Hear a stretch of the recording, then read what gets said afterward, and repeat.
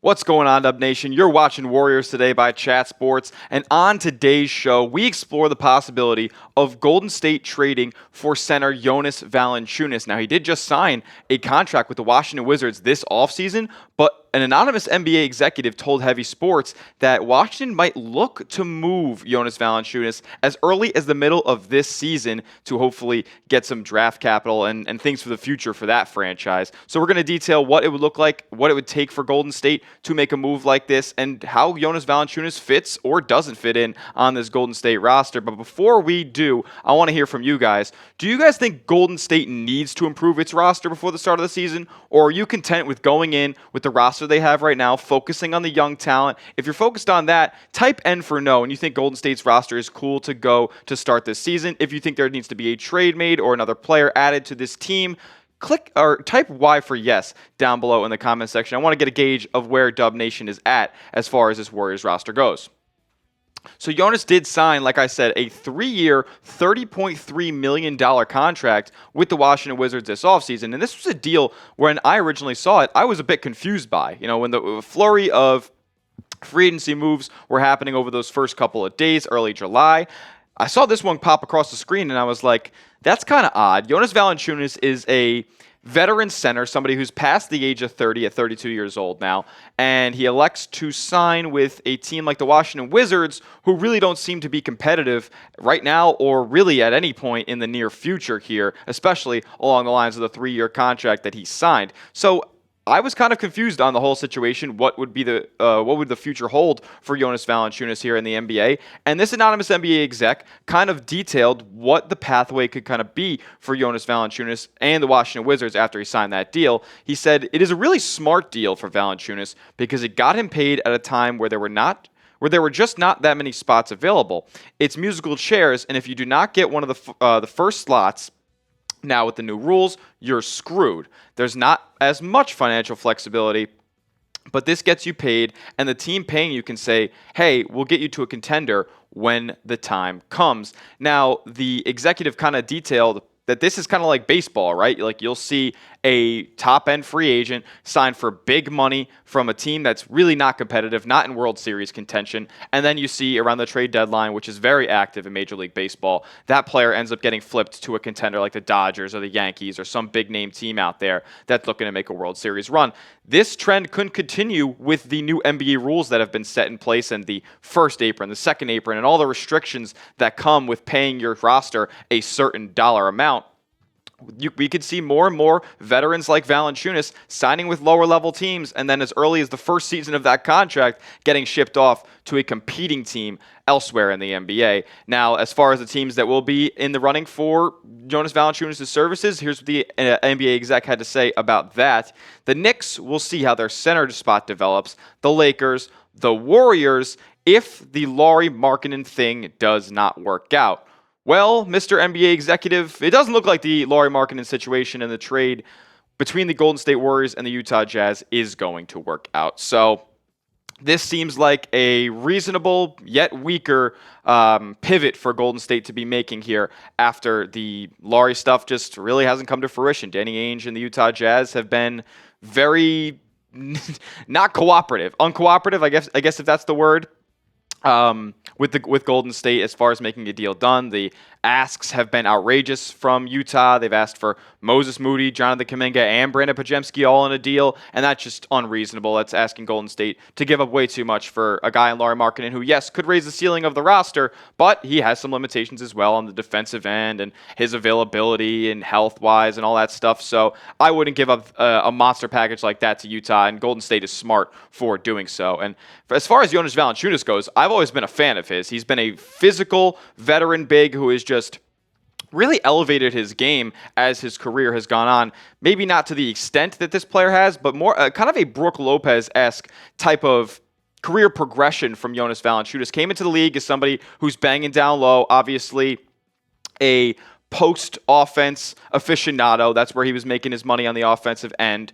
And now you see over the last couple of seasons of his career really starting to become a floor spacer, kind of adapting to this new era of the NBA where teams are running 5-out offenses and you have to be an efficient shooter from the outside if you want to stick around in this league. And he has done just that while maintaining that dominant post game and efficient inside scoring and decent defense on the interior as well. But it is important to note that Valanciunas cannot be traded until December, as he did sign a contract this offseason. So it gives those guys a good bit of time, about a 6-month time frame between signing the new deal and being eligible to be traded in about early December. I believe that date exactly, as far as last year went, was December 15th. So about midway through December is when the Golden State Warriors could explore a trade for Jonas Valanciunas. And it depends on how their front court situation looks. If they are kind of thin at that position, which it looks like they are right now, they could be looking for somebody to kind of shore up that front court for Golden State. And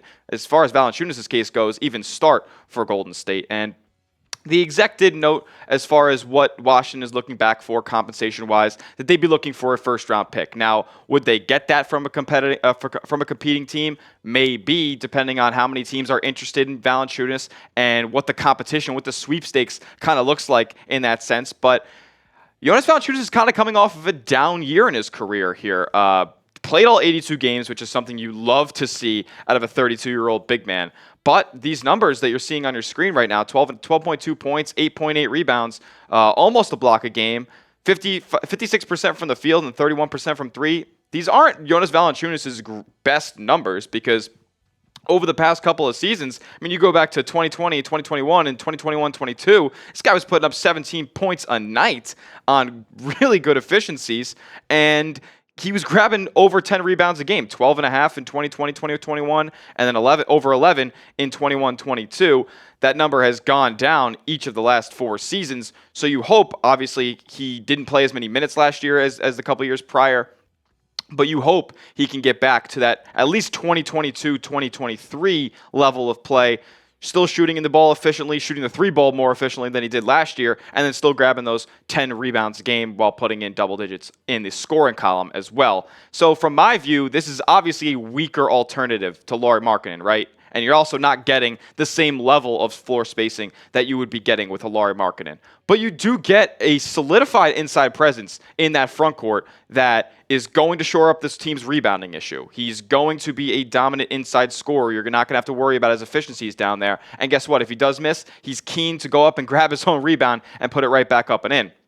So I don't think that this is necessarily a needle-moving move, but what I do think it is a roster-improving move for a team that has a logjam at certain positions and a big hole down there in the front court. This is a move that would kind of balance out the roster and overall have a trickle-down effect on the rest of the Golden State Warriors. So I want to know what you guys think. Should the Warriors trade for Jonas Valanciunas? If you think they should, make a move for the Lithuanian big man, type a little T for trade down in the comments section. If you think you're good on a 32-year-old center who has gotten worse numbers-wise over the last couple of seasons, well, type P for pass down below. I want to hear what you guys have to say.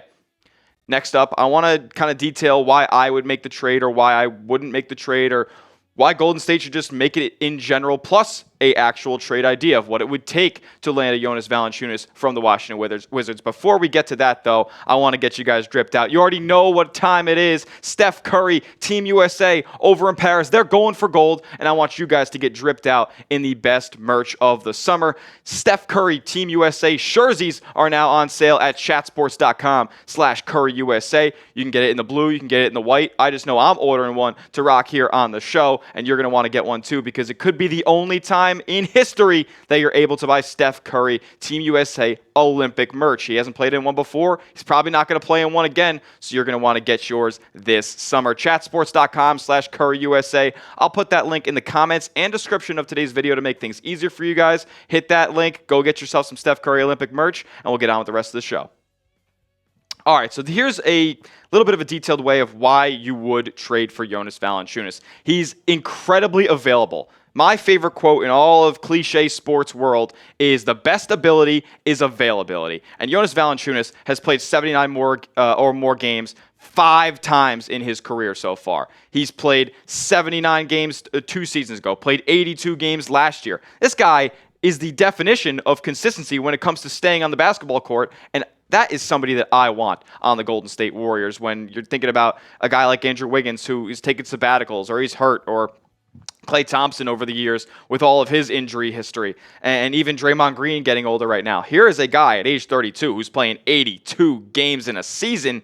I like that out of Jonas Valanciunas. Also a dominant rebounder, like I mentioned, for most of his career is grabbing double-digit boards a night, and the Golden State Warriors have a clear need down low, grabbing boards. I mean, Trayce Jackson-Davis was one of their leading rebounders last year, and he isn't even close to 7 foot. Seen as more of a small ball big or even a 4 in many instances. And then, obviously Draymond Green getting a good bit of the Warriors' rebounds as well. And he's very small when it comes to relative to Jonas Valanciunas. I like a guy who's bigger and can really assert his physical presence down there more than maybe some of those guys could do athletically jumping up for a rebound. And a great screener as well. If we think about the Warriors' offense and how they kind of go about things, it's getting shooters open off of screens, and whether it be off ball, whether it be on the ball. Jonas Valanciunas is a great short roller to the basket. Not exactly a super athletic lob threat like a Trayce Jackson-Davis would be, but a guy who has good hands, available, big target as well. So a guy who can screen, roll, get guys open, get himself open, and be available for easy dump-off passes in the lane. His floor spacing ability. Now, his three-point percentage wasn't great last season, only at about 31%, but over the past couple of years before that, the guy was shooting 35, 36, 37% from three. So about league average three-point percentage here for a 6'11 guy who's made his money for most of his career in the post. I like that out of Jonas Valanciunas, and I think it would be a big help for a Golden State offense that wants to run 5 out more often than not. And as far as making a trade for Jonas Valanciunas goes, you keep your top-end young talent, right? You're keeping Jonathan Kuminga, you're keeping Brandon Podziemski, and this is a guy that just helps you around the margins and kind of clears up a logjam elsewhere on your roster on the guards and on the wings. So overall, does he fit into this roster? I'm not necessarily 100% sure. I do think he's kind of a plug-and-play guy, but for Steve Kerr's offense, it's a little bit specific. Not everybody fits into it.